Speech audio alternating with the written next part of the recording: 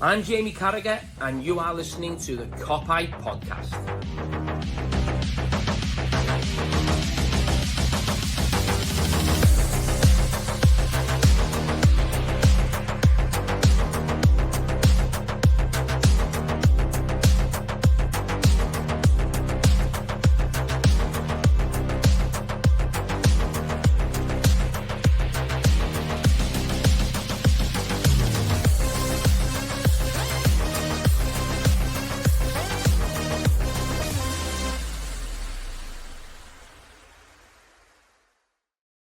What is happening, everyone? Welcome back to the Pint podcast and Pardon a Pint, episode 11. We are in Shenanigans once again on the Guinness and the Copperberg for me, yeah.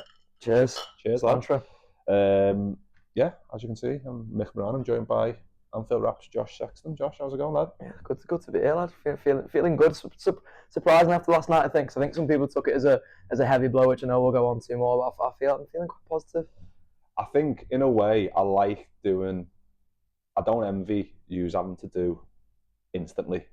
I mean, obviously you've got to. Yeah. But like sometimes that emotion that's there. It's sometimes good to get straight out, but I like having like a bit of sleep on it to reflect a little bit and wake up. You can still be pissed off. I think we still all are, but you get a little bit more time to chill a little bit because the anger that can come out after the game and during the game can be a bit like crazy sometimes, especially because you were there as well. Yeah, it's a funny one really because I think like one of the things that we don't really do with the internet these days, I feel like I can get profound straight away there, so bear with me. But go for it. One of the things we don't do with the internet these days is just like change opinions. It's like how I felt about the match last night can be completely different to how I feel about the match this morning because you say like my circumstances have changed, like I've had some sleep, the evidence has changed. So like last night, I don't know if I even said on the post-match show, but like where we were stood in the ground, it looked like Jota really overhit his chance that he missed.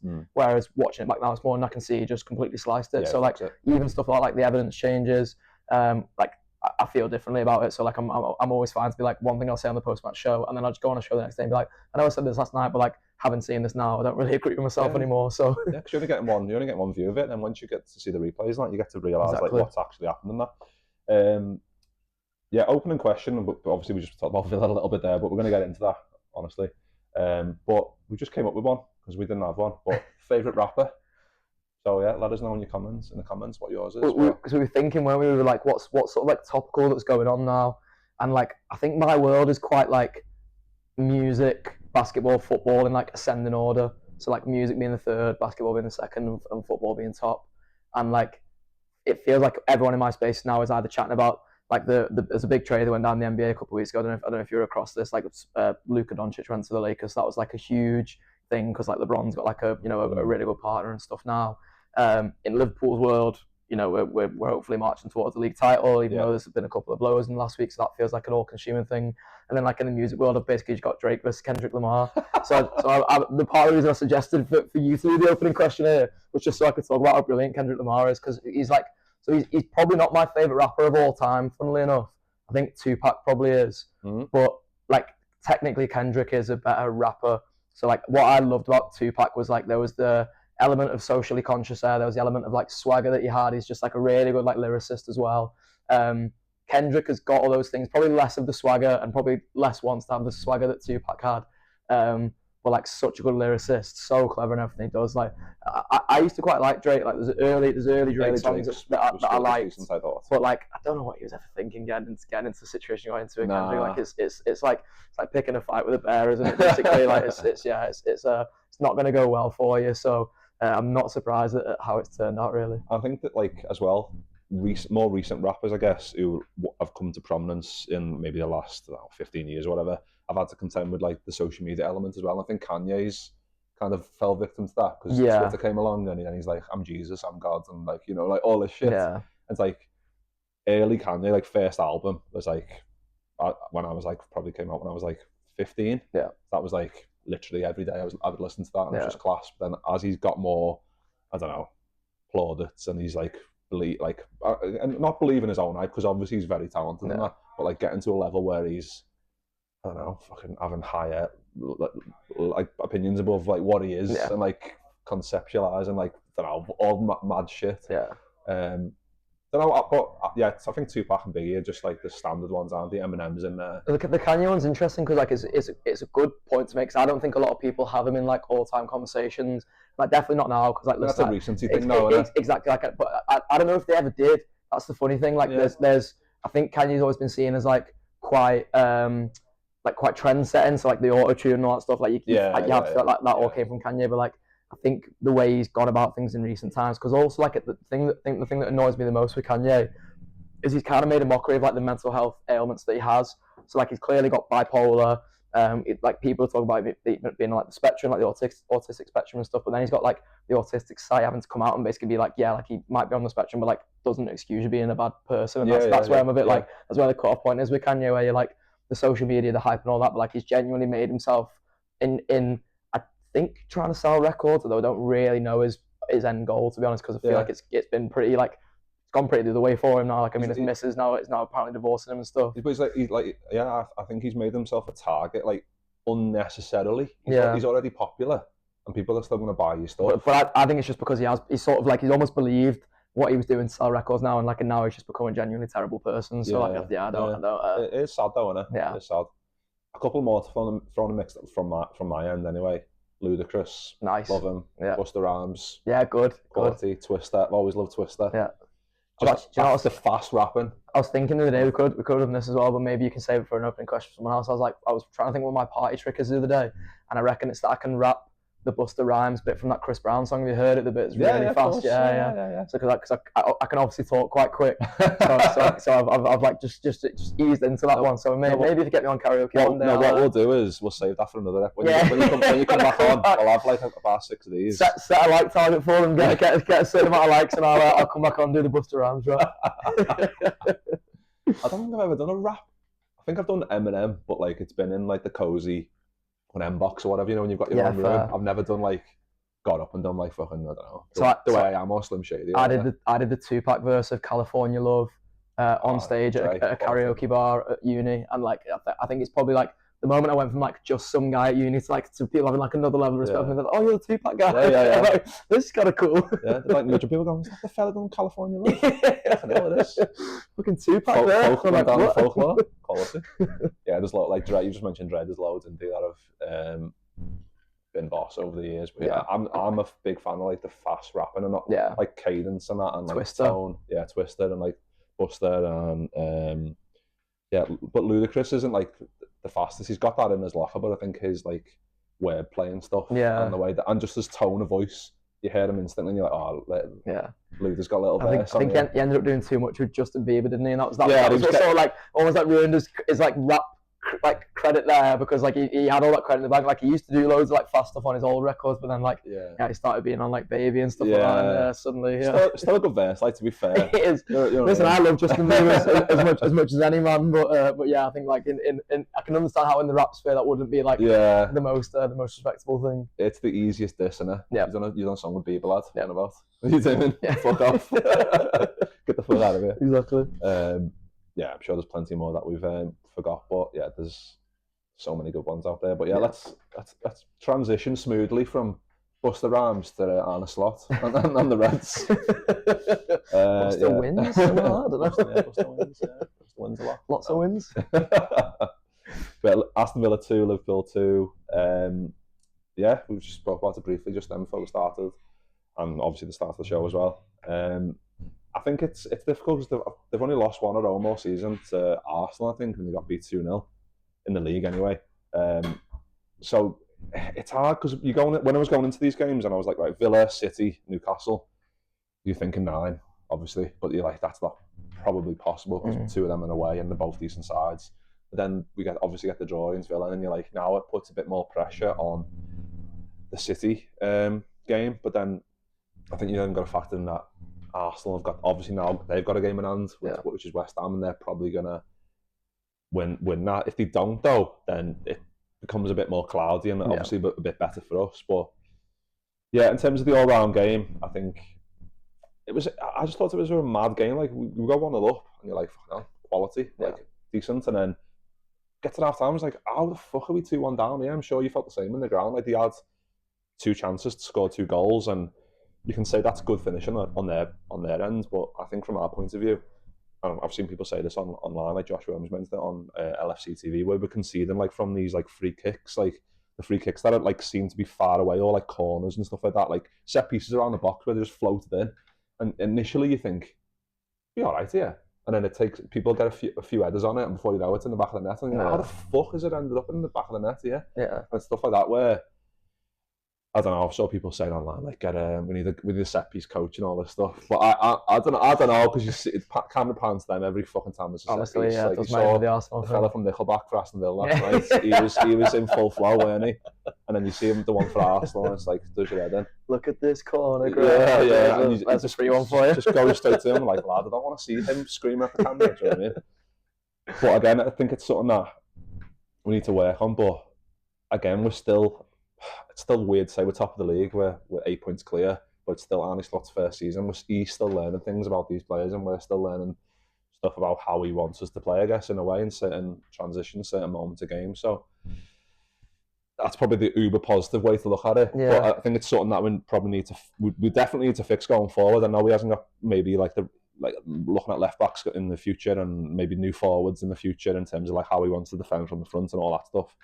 But like defending from set pieces, I think that's something that is clearly a thing, isn't it? Yeah, I'm feeling like pretty reflective about the whole game really now. Like I thought Liverpool were, like you said, brilliant until 1-0. I think they're brilliant for 5 minutes after 1-0 as well. I think from the minute they concede the first goal, because it feels like a bit of a sucker punch. It's Liverpool not clearing their lines effectively, but I also think they have hard lines within that as well. Like I don't think it's not one of those goals where you can like pin it on. It's like really bad defending, or one player who does something like very obviously wrong. It's like, Alisson should maybe come and claim it, but Szoboszlai gets the header on it. The header's not quite got enough on it. Like it just feels like it's sort of hard lines over and over again. Really, I probably have to watch it back to see what happened in the build up, because I can remember bits of it from it's a bit pinball. Yeah, like you can put it down to like us not having like a set plan to deal with stuff, but we've generally been all right. I mean, you've got Van Dijk and Konate, two big fellas. You know what I mean? It's also like, I think Slot's like tried to say this a couple of times, but like it's almost, I think if you're a manager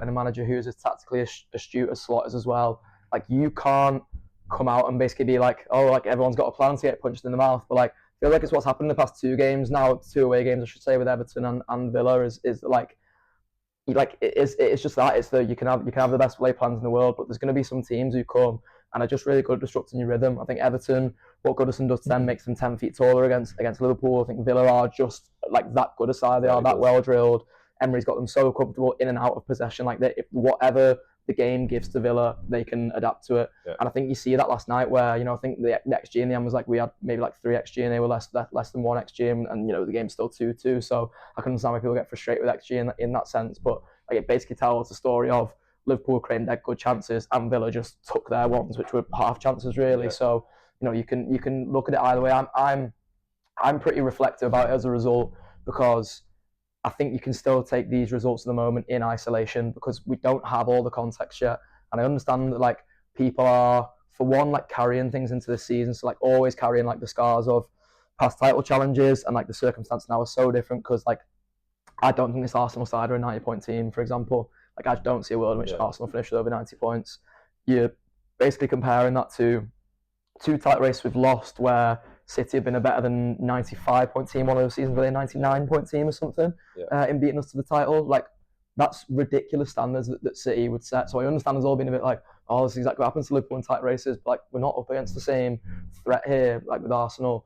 But then also like I think there's a bit of a thing where like there's just going to be games in the season because that pressure is off now. Like I know the pressure isn't literally off because we're still all putting on the pressure, but like if you can acknowledge that is the context, that we're in a different kind of title race, like suddenly some of these games don't become bad points. But because we don't have the whole context of what happens at the back end of the season, now we might all look back on this in May and be like, actually the Villa point was a pretty good point, the Goodison point was a pretty good point. Like we did well not to lose either of them, because Marlon has the chance for Villa at the end. I guess we're not unlucky to lose the Everton one, are we? But like the Tarkovsky one is the big sort of like hammer blow at the end of that. So you can look back on them and be a bit like, they were fine draws, because ultimately we still got over the line in the end, and that ends up being the entire context. The one thing I guess that would like worry me, because it maybe is like a pattern from last season, and listen, it's, still loads of the same lads, so that's like bound to happen. But one of the things that I I didn't enjoy particularly last night, and I think it was a bit prevalent in the Everton game as well, is us just being a bit too easily discouraged in like poor moments in games. Like, we're going to have to acknowledge, like, you know, even though we're a really good team, I think we're the best team in the world right now, I don't know if on current form, but in a sort of holistic sense from this season, like, we are the best team in the world, but there's still going to be moments in games we have to suffer, because the quality of the Premier League, the quality of Champions League opponents we're going to go on to play now is so high that naturally there's going to be times in games where you just can't be as on top as you want to be. Yeah. I don't want those moments to be just after Nunez has missed a chance, or just after we've missed a chance where Jota goes through one-on-one, or, you know, just after we've gone 1-0 up. Like, they're not the moments we should sit back. They're the moments where we should be like really pushing on and being more easily encouraged by things going our way in the game, or easily encouraged by the fact that Nunez was even in the position to have a one-on-one, to have an open net. We should be like, well, not we, the players should be like, no, that's our moment. We've got that one. Like, we're gonna have another one of those if we keep pushing, keep doing the same things we do. And I think you've seen it a bit too much again this season, where sometimes when things like that happen, it's like the air's let out of the balloon a bit, and we become a bit too easily discouraged. And that's the thing I want to see sort of a rest, I guess, as much as anything over the back end of the season now, is like instilling that, like, if you do get into that position, think of like what you did to get there. Don't think of like, oh, that was the one, that was the chance. That, like, let's just sit back now and play a bit safe, because like towards the end we were just like hoofing the ball up into the air and stuff. And I was like, how have we gone from as well as we played, like you said before, 1-0, as well as we played for 5 minutes after 1-0, as well as we played for basically the whole second half until the last 5 minutes. Like, how do we go from that to suddenly we're hooking the ball into the air and hoping the game ends? Like, that's where this Liverpool side needs to make a bit more sense at the moment. Yeah, because I think it puts you, like, the hard work we did do, and like the moments on spells in the game where we did really well. You've then got to, obviously we've got to talk about the misses, because I think it's a big part of like having those chances where they score the equaliser, and it's like, I don't know, 30 seconds, a minute after the kickoff, Robbo plays a lovely ball in behind, Jota's in, and obviously you've said that you've had a look at it since and all that stuff, but at that moment you're thinking Jota's one-on-one.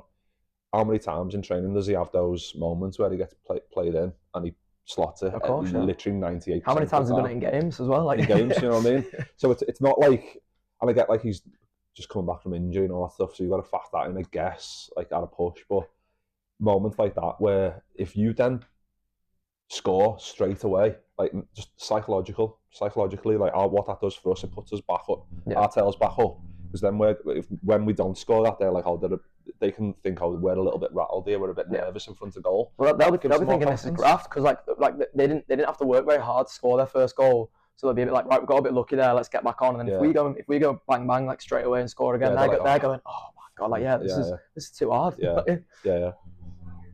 it's moments like that where it's frustrating, because we know how good Jota is, but in moments like that where you need, I don't know, I think it's because especially that we're going to the Nunez one in a minute, and obviously he's got a history of missing big chances and stuff like that, but with Jota, in those areas, you just expect the net to balls, don't you? And you'd expect it to happen. And he's like, if you could, just say, for example, say Jota was injured for this game, and it was Diaz up there and he was in that position and he missed it, you'd be like, oh, fuck hell, if only Jota was fit. Yeah. And if Jota was there. Yeah. But it is Jota, so you can't even use that as like a little gauge to try and figure out your mind. And that's the thing, that you do expect so much better. And like the thing I kept thinking in the ground was as well, I don't know how obviously this was on telly, but like maybe it could just be one of those things where like your eyes in the ground sort of lie to you because you get that one chance and that's it really. But like it felt a bit like Martinez had just gone, if I just make myself big here and guard my near post, I've done everything I can. Yeah. Really, the probability when you go one-on-one with a forward, if you're a goalkeeper, is that the odds are against you. Yeah. So Martinez is a clever enough goalkeeper to be like, I'm just going to do whatever I can to make sure I do I don't get beat in my near post. And if he does hit it on target, but it's too close to me, I've made myself big to get it. And that's where, like, if you're a forward, it's what like when I say about like him slicing it, I haven't watched it back. Like, that almost doesn't help him. Like, I think that's worse, because if he'd have just gone, I'm up against a really good goalkeeper here and I'm an intelligent footballer, so I know I'm going to have to put my foot through this, and like almost overthinks it then at that point where he's like, I'm just going to smash it and see where it goes, and it goes wide.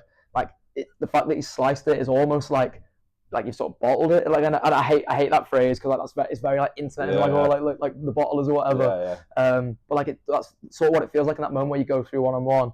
Martinez does everything he needs to do, and then you don't do what you need to do, because you've not hit the shot on target, you've not hit the shot well, like by any stretch of the imagination. So that's where I probably came away from that being like most disappointed with Jota. And really, like, I don't know how much you want to talk about like his overall performance, but like that's the second game in a row where he's not contributed loads now. Like I know he gets the assist for Salah, and I think it's a dead clever bit of play. Yeah. But like after the dive against Wolves, which is the second time he's done that as well. Like I think it was the Newcastle one, was it maybe last season, where he's done the same thing, rounding the goalkeeper. I know it was this round the defender this time and getting fouled, but rounding the goalkeeper and then but he could, diving for the contact rather than in that game, in that Wolves game, if he just stays on his feet, which he could have put that game to bed. Exactly. 3-0 would have been done, and all that stress we had in the rest of that game, obviously it still carries over into the next game. So if you just score the goal, like put it in the back of the net, the stress is alleviated. He's basically lucky at the moment that like he's not Nunez, because I think Nunez is like, I don't know, we'll come on to talk about Nunez, but like Nunez is suitably burnt, heads out. Jota's not like a million miles off that really, because like I think it's a very different way to Nunez, of course. Like we all acknowledge Jota's a brilliant footballer.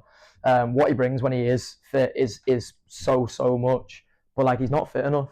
So like these opportunities are the ones that he needs to really take if he's not going to stay fit, because we need to keep being reminded why he's even in this Liverpool side in the first place. So when he's not taking those opportunities, when he's playing like really again how he played against Wolves, and then like again acknowledging he got the assist last night but didn't contribute loads in an overall sense, that's where he does probably leave you the most frustrated. Because if we are looking at new forwards in the summer, like if some club came in and offered 40-50 million for Jota, there's probably a degree to which I'd be like biting your hand off for it now, because I'd be like, listen, he just doesn't stay fit enough. And if we can recoup the money we paid for him, then I'd be at least talked into the decision about whether to keep or sell him.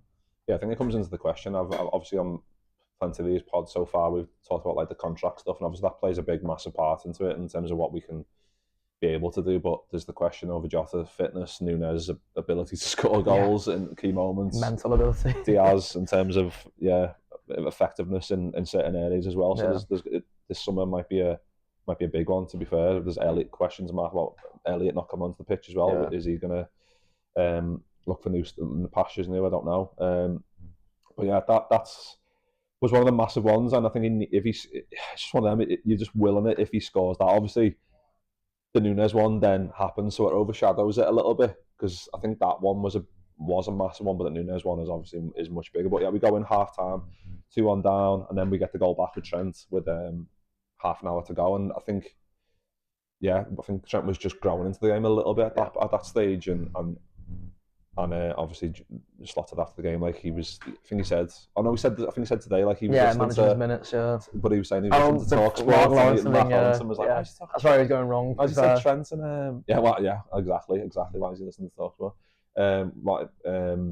Listening to taking Jota, and taking Trent off. Why he did that, but it was a pre-agreed thing that we need to, because you can't get to the stage where you go, oh yeah, he's going to get injured again, and we've got X many games left. And I said this last night. It's one of those games where like, because Jurgen Klopp was so emotional and made every game feel like it was like the last, like that Luton game at home last season's a good example, isn't it? Where like it feels like the last game of football is ever going to be played, and that's the nature of the way the teams play it.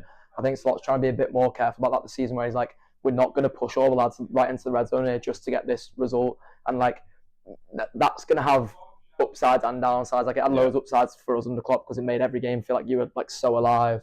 But with Slot, there's going to be some games where like, there's a point in the game last night where Alisson had the ball and everyone in the away end is begging him to throw it out quickly and for us to start again. And he just holds on to it. And I think there is a bit of that with Slot where he's like, we're not going to make this game feel like it's the last game that we ever play, because we've got so many more to play and so many more important ones. Yeah, I think with Alisson as well, like there's been, I don't know, I think with their first goal, I think like he could come out and claim it, but he's not been. I mean, he's still making the big saves that we expect him, but in terms of like his handling, in terms of like usually just comes out and grabs stuff. He's been punching a lot lately and stuff like that. So, and I think he kind of makes it difficult for himself sometimes, where it'll pass back to him and he'll kind of slice it out, or he'll make a bit of a hash of a pass or whatever, and it goes out for a throw in, and then that just kind of, especially away from home. I think at home it's a bit easier to get away with it, but away from home, where then the other fans can get G'd up by that, and then that becomes a recurring theme where they're cheering against Shooter and make a mistake and stuff. So that's a bit not the best either. But let's talk about the Nunez chance then, because how long have you got? I know, So Bradley plays a lovely ball through. To be honest, brilliant. It's a fucking perfect ball for Szoboszlai. Great, and obviously Szoboszlai was everywhere. Like his work rate's off the scale. It really is. He's unbelievable. And then I've saw loads of people like saw loads of stuff after saying like, oh, should Szoboszlai have hit it? I was like, yeah, I can see that to a degree, but if he played a bad ball and it obviously say like Mings cleared it or whatever, then you can say you should have just shot. We would have been saying, wouldn't we? But he plays a nigh on perfect ball for Nunez, and I get Nunez is running full speed, which is very fucking fast. He's so quick, but in that instance, when you're like obviously watching the stills and watching like slowing it down and all that, it's hard to justify it in a way because it's an open goal basically, and that's this stage of the season for him to come in and be doing stuff like that at this stage where all he's getting from is backing from the lads who go to the game anyway, like at Anfield or away. He's out, people are singing his name and stuff. And I'm not saying like he's repaying that by being shit. That's not the right thing to say, but it's those moments where we know he's going to be missing chances, but it's those like key moments in games, like, and you can say Jota's one was another key moment where when you miss a big chance, but that one, it's just at a stage of the game where if you just slot that, like just slot it in left foot, bottom corner, whatever you need to do, then the substitution slots made, you can go, oh, genius. Do you know what I mean? But then because he didn't score, everyone's going, oh, that probably wasn't the right way to bring them on. So, but I think it's one of them. I've got over it slightly now, but I think it's something that, again, like you said before, it's having all of the context. So come the end of the season, you'd be like, fucking hell, like 2-2 at Villa was a good result or whatever. But then it might get to a stage where you're like, could have done with them extra 2 points. Yeah, we might not win the league title, and then it becomes a bad result. Yeah. So 100%. We need. It's hard to, because we're all living in the moment and stuff. We're living game to game, so it's hard to have. We can't have that right now.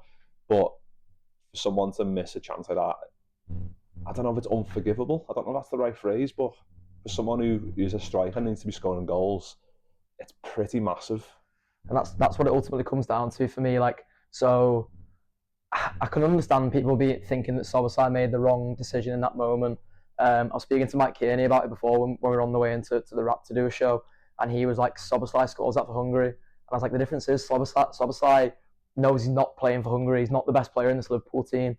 Like, he knows if he puts it on a plate for somebody else, a team like Liverpool, who, as I said before, I think Liverpool are the best team in the world, you're expecting lads to score it.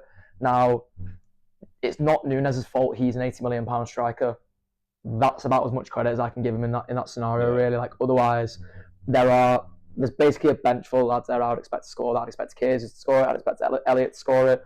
I'd expect Kwanzaa to score it. It's whether they're in that position is another thing, and that's where maybe I am giving a little bit of credit to Nunez as well. Is that at half time I didn't want Nunez subbed on, even though you could see that we were able to get loads of success running behind Villa, and especially off the left hand side. There were a few people who were going, oh, like maybe this is the right sort of game to call out for Nunez. I was like, I think you're overthinking it if you do that, to be honest. I think Diaz is the one because, like, as long as you give Diaz the sort of like directive of your job here is to run him behind and to do it off that left hand side, he will do it. Like, he's not struggled with that this season at all, has he? As long as you're direct about what you want from him. But the question comes back to would you've mentioned Darwin was running at full pelt and he's a pacey striker. Would Diaz be in that position? Because would he have caught up to the ball? Would Szoboszlai have even squared it if he'd seen it was Diaz? Because he might think Diaz is a bit slower than Nunez. He might not get to the ball. I think now, like, you'll see lads like Szoboszlai thinking twice when it's Nunez, and that for me is a big problem. Massive. And Slot hit the nail on the head for me in the press conference today, and I'm so glad that he came out and did it, because some people will see it as he's throwing Nunez under the bus, and obviously you'll have to go like what I think. I recommend everyone goes and sees, like, watches the video of Slot saying it, because any quote you see on Twitter or whatever, any like snapshot of a quote is taken out of the context of the way Slot says it. You've got to watch the full thing. Slot basically says, he's like, listen, like, it's a chance, and I expect players to miss chances. Yeah. Absolutely fine with players missing chances. Again, like you say, if that was Sauer who missed that chance, we'd all be going, that's so annoying, but it's it's Mo, so it's unlucky. Players miss chances. It's different with Darwin because Darwin has burnt our heads out. It's different with Darwin because of the reaction to it, and that's what frustrates me the most. Like, he stood in the ground there, and I don't really care about like him laughing at Martinez after and stuff. Like, I'm not like, I just don't. I'm trying to like figure out the right way to phrase this, but football doesn't get me down enough to be watching what players are doing with their mates after the full-time whistle. Like, I've got better things to do. I feel like with my time to be like analysing players' body language when they're talking to lads who they're mates with. But like, be more intelligent in that moment. because I can understand there are going to be some people who will get upset by something like that. Like you're an £80 million footballer, and again, no, it's not his fault. But like you're playing for the best football team in the world. If you miss a chance to the point where he's having to put out statements on Twitter today, being like, "Oh, I'll come back better than ever," like don't be laughing with their goal after the game. But also, don't be sulking when you're on the pitch either. And that's the main thing that I take from Slot's quote. Really, is that like he was a disgrace in the 20 minutes after that chance. Absolute disgrace. Like the chance is not unforgivable in itself. His attitude after it was. The one where he goes through when Salah initially messes it up a bit and sort of like has, he sort of almost steps over his touch really, but then he does the right thing to get it to Nunez who's in space. Then again, you're a striker who plays for Liverpool. You should be hitting the target from there. I think if that's Jadon Danns, who's not an £80 million striker, but Jadon Danns goes, I'm a striker who plays for Liverpool here, I'm a number 9. I should be hitting this at the goal. To then like engineer yourself more room, still not hit it. Try and get some weird overlap from Szoboszlai that Szoboszlai wasn't doing, and also he'd probably been offside if he even tried it anyway before you can release the pass. And then to go like that Szoboszlai after as if that's where he's meant to be. Like no lad, like that's you're number 9 for Liverpool. Yeah. That's your job is to score goals. Yeah. And like my worry with Darwin now is like we've tried so many different things, and there's now 2 managers who've had their hands on him who haven't been able to get a tune out of him. We've tried to be dead encouraging as fans, where like you say, there's people who go to the game who like he made a tackle on Mings about 5 minutes after that.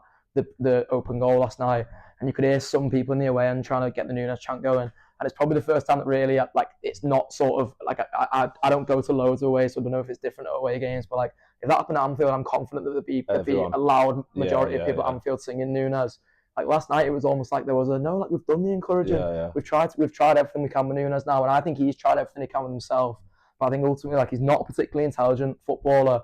And he's too mentally fragile to play, like his confidence too fragile to play football at the top level at a club like Liverpool. And that's like a lethal combination of things, because your confidence can be fragile, but if you're intelligent enough, you'll be like, I know a way to still have an impact on the game here, where I'm not putting myself in situations where I'm one-on-one with an open goal, but I'll find another way to make sure somebody else is along those lines. Or if you're dead mentally strong, but you're a bit thick. I mean, Liverpool have had loads of those footballers down the years. Like that can work in your favour as well. He's a terrible combination mentally of those 2 things, and that's where now like probably more than ever, because I sat on the fence with Darwin for quite a while, where I was a bit like I just want to keep giving benefit of the doubt. So ultimately, he wears a red shirt, and listen, if he plays against City at the weekend, I'll still have to get behind him and whatever. But I don't see a world in which now he becomes anywhere close to the player who, for one, is worth £80 million, and again, no, it's not his fault. But for 2 is like anything we thought he could become close to, because he's proven now there's such a body of evidence to prove like he's not going to become that footballer.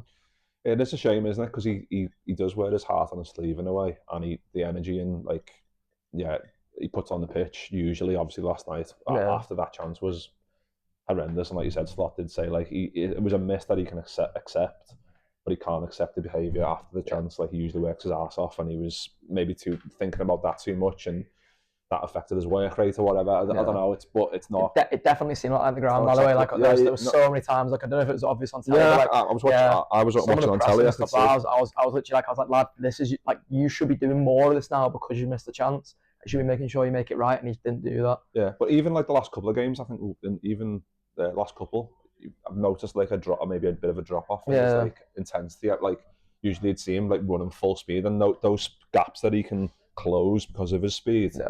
Just as so quick, but you're seeing like people having slightly more time on the ball. It's like that's not who you are. That's not what you've not been doing what you normally do, and that's it's not. Yeah, it's a difficult one because we've gave him so much benefit of the doubt. He's an infuriating footballer, isn't he? That's the thing I've always said the whole time. Like he's massively frustrating, but like I can sort of like I can forgive it because it's hard work. I can forgive it because that like that the lack of hard work thing is the most unforgivable thing for me last night. Yeah, I'm glad Slot said it, and I love that he's so. I think it's good because he's got like a track record now, not for like you said, throwing people under the bus. Is not the like right phrase. He's just saying it how it is, and his players expect it as well. Think of the lads he's done it to already this season. It's Kwanzaa after Ipswich, and like obviously it was a down period with Kwanzaa, but I think some of that was obviously off the pitch stuff, wasn't it? He's now got a bit of confidence in himself. I thought he looked lively when he came on last night, albeit in hard circumstances and a low amount of minutes. He's done it with Conor Bradley before the Spurs game, and he was brilliant in that game. He's done it with Trent, I'm pretty sure, earlier in the season, and Trent was brilliant in the next few games after that. So like Slot's evidence suggests that when he calls players out, if you want to call it that, it works. So so why not? crack on. Exactly. And like I said, if he plays against City, then we're going to obviously be getting behind them. But Yeah. it is a problem if you've got players. And if he scores, he's my favourite Liverpool player of all That's time. what I mean. It's funny how fast we can be slagging him off here and then like get me back on next week and I'll tell you favourite rapper of all time, Darwin Nunez. Yeah, we'll be saying he's the best forward to ever put on a Liverpool shirt and all that. So it's fast how it can change, but yeah, it was very difficult to like swallow that, and then obviously like they had a few chances towards the end, and you're like, the whistle goes, and obviously there's a Marlon chance towards the end, and I think it clips off the post, and like that went in. That would have been literally a dagger to the heart, and like Arsenal fans around would have been absolutely going fucking berserk, wouldn't they? But we're mentioning City, and obviously coming up on Sunday. Let's talk about that a little bit, because we said before, like after drawing last night, Sunday becomes even bigger because we maybe have some set points we expected from these games going into this little period. Arsenal will be playing Saturday, I think, against West Ham, is it? So the points could be at 5 points going into that, which is highly likely, isn't it? But yeah, what are your thoughts on it? Because I don't think City got smacked up against Madrid, which I guess we expected, and they got battered by Arsenal as well recently as well, didn't he? But I just think these games, I don't know. It's a bit banana skin, isn't it? Which feels mad to say about a City side, but it feels a bit banana skin. Yeah, because you just don't know what you're going to get. But like, if Bernardo Silva's on the pitch, he's going to be like, fuck these 80s. He's going to be up for it. And I know they've got like injuries. Haaland, I don't think, came on last night because he had a bit of a niggle. There's players who, Haaland, if he didn't play last night, he could well be in contention to start on Saturday and be fresh and stuff like that. So I don't know. Yeah, it's a weird one to say. Like, we're going into this one going, oh, they're not the best, but we should beat them, but we might not. Because usually it's like we might just accept the draw here. Yeah. Usually at the Etihad you go, we'll just take a 1-1 draw and crack on. But the way that they're playing and the way that we've been playing, it's set up for a bit of a mad one, I think. I'm not even sure, like, score prediction wise or whatever. I'm not sure what you think, but in terms of how we're doing and they're doing, I think it's still going to be an entertaining game. Yeah. But I just don't know how it's going to go. I think it's a good time to play them if we approach it in the right way. And like, it comes back to what I was saying before about like us just not being too easily discouraged, because this is probably one of the most like pound for pound mentally fragile teams you could play in the league at the moment, because they are so far away from where they expect to be. So like, I'd include them in this. I'd include like probably United, but I think United always have that underdog mentality when they come to us. City like could try and have an underdog mentality, but I don't know if that would really work for them, to be honest. But what they will be is like really easily encouraged by anything we do wrong. So like any foot we put out of place, like they're going to be dead easily encouraged by that, because there's still ultimately loads of brilliant footballers, still a really expensively assembled squad, still, you know, one of the best managers in world football, if not, you know, probably the best manager in world football now that Klopp has stepped out of the picture. I don't know what people think about Slot at this early stage from the Cop-Out podcast, but I would still probably have Guardiola just ahead of him at the moment, only just. And that's where, like, if you are Liverpool, you have to make sure that you're not too easily discouraged by like any little moment of suffering in the game, whether that's like City get a lucky goal, whether it's we get a goal and it gets chalked off a VAR or vice versa. Like, just not allowing ourselves to get drawn into any of that like mental up and down of the game too much, like being pretty mentally solid and acknowledging that, like, again, if we do approach this mentally in the right way, it's a good time to play City, because you'll never have them easier discouraged either. Like, if Liverpool take a 2-0 lead in this, they will be proper like licking their wounds, really. They'll be like, oh, like, woe is us, we're having such a bad season. You know, as long as we can stop it being a cricket score now, like we could basically like wrap up the game from 2-0 really. Or we could do what we did last night. We go against Wolves, probably a better example, where they go sort of 2-0 up, suddenly they get a goal back, and then we look like we're clinging on for dear life, exactly, like giving them too much encouragement. So it's definitely going to be a strange game of football, I think you'll probably end up seeing them pay us a lot of respect, because that's been a thing that they've quite easily fallen back on at times, mostly at Anfield, to be fair. But Pep can set his City side up to give Liverpool loads of respect. And like as I say again, we've definitely seen that at Anfield down the years. So I wouldn't be surprised if it goes that kind of way again, where they are showing us a lot of respect. Just like, there's part of me, I know we're going to come on and talk about Gakpo, but like, I'm praying Gakpo's back, because I sort of want Jota and Nunez to be like not starting this one because of the narratives that are going on around them both. Like, I quite like the front, and I've been clamouring all season to stop the Diaz number 9 experiment now, but now I can actually see the merits of it when you show me the evidence of the other two.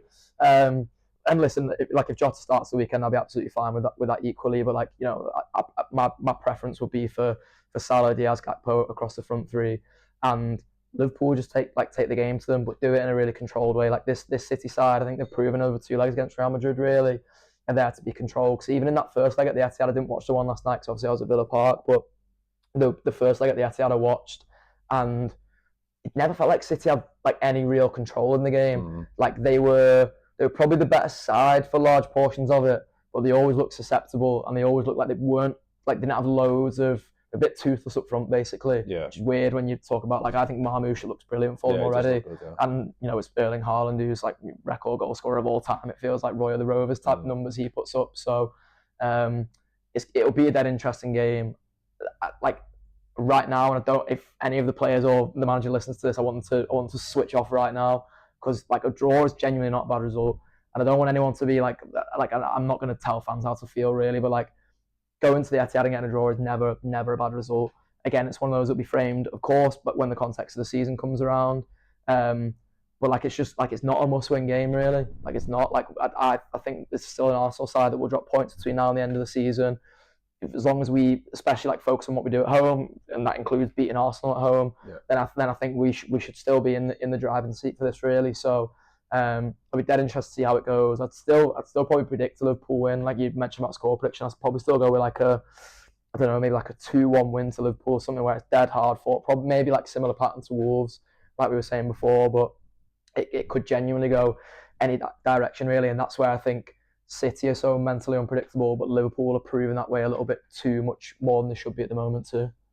Yeah. I think seasons gone by, or like the last couple of seasons, you've got probably 3 away must not losers, and it's United, Everton, and Man City. Yeah.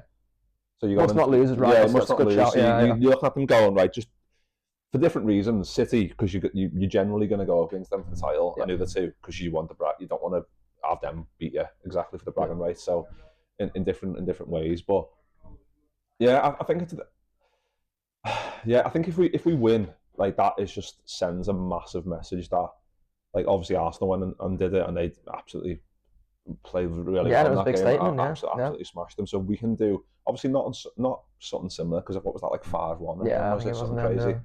But even just getting over the line with a win, we'll take 5-0 and stuff. Considering our record there as well. Yeah. But yeah, I think it is a difficult one, because I think if you go into the Wolves, we weren't amazing. We could have been if we would have got certain goals, we weren't in certain stage of the game. And you've got the one last night where we score at the right times and just kill them off. In this game, you're gonna need that. You're gonna need be timely. Yeah, you've got to score at the right time. The chance come up, you need to score. So like, if Jota just wants to swerve diving for pens and like not just putting the ball in the back of the net and just do it a couple of times early doors, we'll be absolutely flying. If you're going to do it, risk the injury and go crashing into the goalkeeper, please. Don't be diving past him when the referee can see it on VAR. Yeah. Well, there was a moment last night, Jota, he goes in for the 50-50 and just kind of pulls out of it. And fucking hell, I was absolutely... And I know he doesn't want to get injured again, but it's little moments like that where even if it's just like you're losing the ball in that area, and obviously we're in there half and that, but like, just you've got to go full-blooded into them tackles. You've just got to. You can't be going in half-arsed into tackles and losing the ball. Tempo setting thing. Yeah, exactly. It's one of them things that it can translate to the rest of the players, I think. So it's one of them things. But yeah, I'll talk about lineup then, because you mentioned Gakpo. Slot said today that it'll be a close call, which is a bit frustrating, because we thought he was going to be back for Wolves, and then we're like, oh, he's going to be back for Villa, and now we're like, after Villa, I was like, oh, he's definitely going to be fit for City then, because we've not played and we've not been on the bench and whatever, and now we're saying it's a close call. So it's difficult, because we didn't see Diaz till late yesterday, and then a part of me is thinking, is that because Gakpo's not going to be available and we need Diaz like fully fit and fully fresh to go against City? I think the injury obviously it makes it a bit easier in a way, because Bradley got injured. So we're not going to see him for a couple of weeks. So Trent's... It's a shame, that one, really. Yeah, because I think he's such a good player, isn't he? Yeah. But then I think the question then comes up, because we've obviously said like the Trent and Jota are only available for 60, but they're going to have to, like you said, and he did say today, the plan's going to have to change, because I imagine they probably would have done the same again, like 60 Trent, Bradley on for 30, but Trent's going to have to, I don't know, maybe play a little bit more, and then you're going to have to throw maybe a Quanston in there because of the way we are with no Gomez and stuff having surgery, in the last couple of days. But yeah, what's your lineup? Let's go with your preferred and what you think he's going to do. So my preferred would be as last night, but with Gakpo coming back in for Jota, so Diaz going back into the centre. I guess it would be Diaz and Gakpo, wouldn't it? Sorry, because I'm trying to think what the lineup last night was. All the midfielders, yeah, wasn't it was Jones so, on the left. So then there's a decision to make in midfield. Really, I don't think Gravenberch's been at his usual standard recently, and I don't think it's like a wider thing with Gravenberch. I think opponents are having a bit more of a plan for him now, and he's clearly just looking a bit tired. I think he looks leggy when he's out there. So I could maybe make a strong argument. I don't want to say it's my preference. So in fact, I'll use your framework for that then. So I'll say my preference is the usual three of Gravenberch, Szoboszlai, McAllister. Usual back five. Then I think it's tricky because probably earlier in the week I'd have been saying start Robertson against Villa to make sure you can have Tsimikas against City. After the way Robertson played last night, I don't know, he might have hooked me back in thinking like that playing him against City is a good idea. It's obviously in 3 games in a week, which will be tricky. But I'll be interested to see the way the manager goes with that. So with that in mind, I think the manager will go probably Tsimikas. So Tsimikas into that, and then the rest of the back four as is from there. I think he probably will do Jones, but I think he'll do him for maybe Szoboszlai, because that's the rotation he likes to have really. And Jones comes off last night and Szoboszlai doesn't. I'm right in thinking as well, isn't he? So, and then back to the sort of tried and trusted front three then. If Gakpo's not fit, obviously, then I think the manager will do Jota, and that would probably be my preference. So if Gakpo's not fit, I think.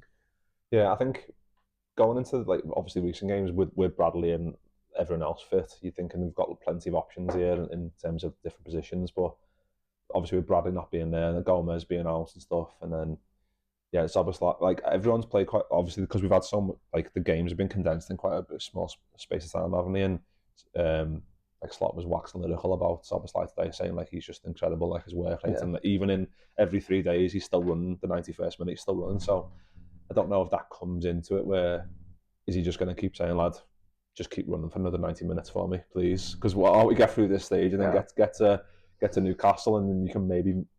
But then even then, you don't want to be making too many changes because we know how good they are in terms of. I mean, I know we're at home and it's different, but we've got players who can score in a second. Like Isak's in wonderful form, isn't he? So it's difficult. I think Tsimikas is. I think Robbo was energetic. I think he was better than Wolves because in the Wolves game, fucking hell, he was poor against Wolves. He was rushing into them like. That picture where it's like everyone's playing the high line and he's like about a mile behind. Yeah. But he sees the ball and he's like, I'm going to go and win that. And he doesn't win it. And he doesn't take the man. Yeah. And they're in. And then Van Dijk's shuffling over, Kante's shuffling over, Trent's shuffling over. You're like, lad, then you can't even get back because you've run in such full speed. They've run past you the other way. So you're like, you passing ships in the night, you're fucking on their pen spot and they're in our box. It feels like a bit like Russian roulette with Robertson at the moment, doesn't it? Where like you don't know which version of him you're going to get. And that's where like it would be a risk, I think, to play him against City at the weekend. But like one I think at the moment I'm persuading myself to take. I could be saying something different by tomorrow. I'm a gobshite, mate. Yeah, it depends, doesn't it? It depends how your mood takes you. Depends what you're drinking as well. But there's plenty for Slot to think about ahead of Man City, which is going to be obviously a massive game. Going to tune into Arsenal, West Ham? What time kick-off's that on Saturday? I don't know, not too sure. Depends what time of the day it is. I've got some plans, so if it doesn't interfere with them, I probably will. Because I'm feeling myself like back in the title race throes now. There's a point where I was disrespecting Arsenal a bit by not watching them, and they still kept winning. So I think I'll probably give it a watch if it fits in. Yeah, I think I said last week that I've tried not to watch like Arsenal because I thought because like of years gone by with City where you're like, I'm going to tune in and they score after 2 minutes and like fuck this, turn it off. But I've not done it over the last couple of weeks, but recently I have started putting it on and just been like, whoever they're facing, and you're like, you know what I mean, just like they're your favourite team in the world. Every time there's a corner, like, come on lads. Yeah. But I think because of the way they went, I think I will tune into that one. I'm not sure how you feel. Let us know in the comments if you'll be watching. I'm sure you will be. But yeah, lads, we'll leave it there then. Nice one for jumping on. Nice one for having me. Appreciate it. Talking about Kendrick Lamar, Dr. Dre, and Arne Slot. If that doesn't feed your desire for random shit on podcast, then I don't know what will. But yeah, like, nice one for jumping on. Appreciate that. Yeah, that was On the Pint episode 11. We'll be back next week. I have got Abby Rudkin on next week, Nice. and I've got a few other people in the works. Hopefully, we'll get them sorted soon. But yeah, nice one to Josh for jumping on. Nice one everyone for watching or listening, however you're consuming it. And yeah, we'll see you all very soon to that. I'm Jamie Carragher, and you are listening to the Cop Eye Podcast.